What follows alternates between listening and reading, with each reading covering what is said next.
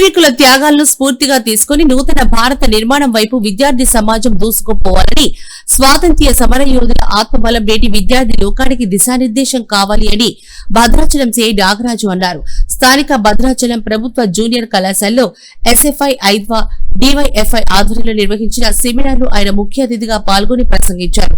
ఈ సందర్భంగా సిఐ నాగరాజు ఐద్వా జిల్లా అధ్యక్షులు డి సీతాలక్ష్మి, డివైఎఫ్ఐ జిల్లా కార్యదర్శి కాలంగి హరికృష్ణ, ఎస్ఎఫ్ఐ జిల్లా ఉపాధ్యక్షులు కొప్పుల రవీందర్ మాట్లాడారు. ఈ కార్యక్రమంలో డివైఎఫ్ఐ పట్టణ కార్యదర్శి సతీష్ అధ్యక్షతన వహించగా భద్రాచలం ఎస్ఐలు సతీష్ శ్యామ్, ఐద్వా జిల్లా నాయకురాలు ఎన్ లీలావతి, వై పూర్ణిమాదేవి, ఎస్ఎఫ్ఐ మాజీ జిల్లా నాయకులు బండారు శరత్ బాబు, డివైఎఫ్ఐ పట్టణ అధ్యక్షులు ఆది తదితరులు పాల్గొన్నారు. మాదక ద్రవ్యాలపై జరుగుతున్న భాగస్వామిని అవుతానని నేను డ్రగ్స్ రహిత జీవన శైలిని అనుసరిస్తూ నాతో పాటు ఏ ఒక్కరూ డ్రగ్స్ బారిన పడకుండా ఉండటానికి కృషి చేస్తానని, డ్రగ్స్ అమ్మకం, కొనుగోలు మరియు అక్రమ రవాణా చేసే వ్యక్తుల సమాచారాన్ని సంబంధిత అధికారులకు తెలియజేస్తానని నేను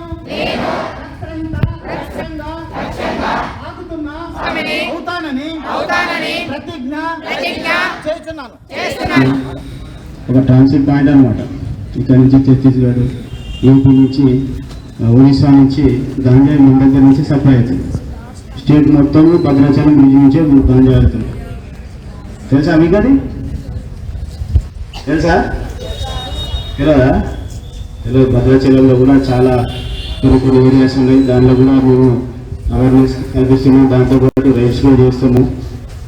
దానికి సంబంధించింది ఈ యాంటీ డ్రగ్ అవేర్నెస్ ప్రోగ్రామ్కి సంబంధించింది ఈరోజు మీరు ప్లెడ్జ్ కూడా చేసిందా? ఓకే. మీ చుట్టుపక్కల, మీ ఇంట్లో కానీ మీ చుట్టుపక్కల ఎవరైనా ఈ డ్రగ్స్ బారిన పడిన వాళ్ళు ఎవరైనా ఉంటే కనుక అలా చెప్పండి. వాళ్ళకు డిఅడిక్షన్ సెంటర్స్ ఉన్నాయి, కౌన్సిలింగ్ సెంటర్స్ ఉన్నాయి. అక్కడికి పంపిస్తాము, వాళ్ళకు కౌన్సిలింగ్ ఇప్పిస్తాం.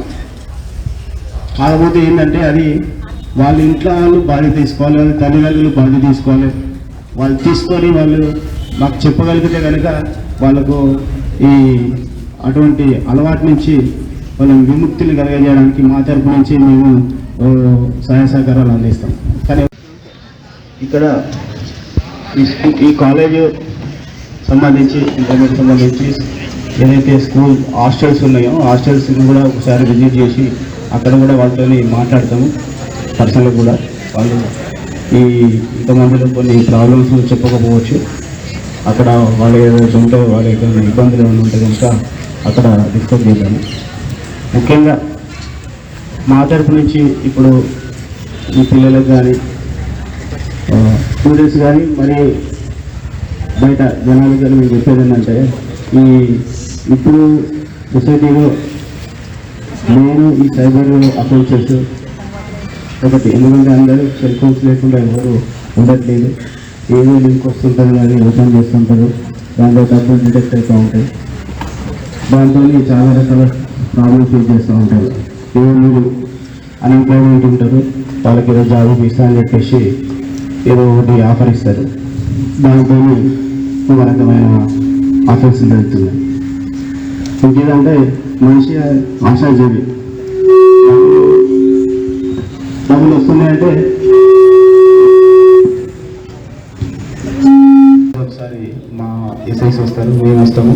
మీకు ఏ విధమైన దాన్ని బట్టి మేము మీకు ప్రూఫ్ చేయడం జరుగుతుంది. మీకు ఏదైనా మీ కెరీర్ గైడెన్స్ కూడా ఇవ్వడం జరుగుతుంది.